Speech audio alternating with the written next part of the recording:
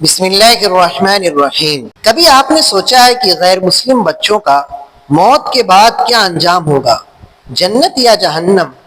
آئیے دیکھتے ہیں اہل علم نے اس بارے میں کیا فرمایا ہے۔ اہل علم سے مختلف اقوال مروی ہیں۔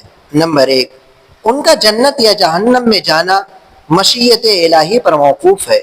نمبر 2، وہ اپنے والدین کے تابع ہو کر جہنم میں جائیں گے۔ نمبر 3، وہ جنت و دوزخ کے درمیان اعراف میں رہیں گے۔ نمبر 4، وہ اہل جنت کے خدام ہوں گے۔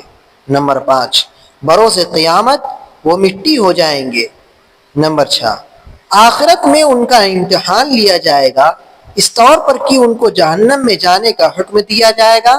جو اطاعت کریں گے ان کے لیے جنت، اور جو نافرمانی کریں گے ان کے لیے جہنم۔ نمبر 7، وہ جنت میں جائیں گے۔ نمبر 8، ان کے بارے میں توقف کیا جائے اور ان کا معاملہ اللہ کے سپرد کیا جائے۔ احناف کے نزدیک یہی آخری قول صحیح ہے۔ فتح الباری۔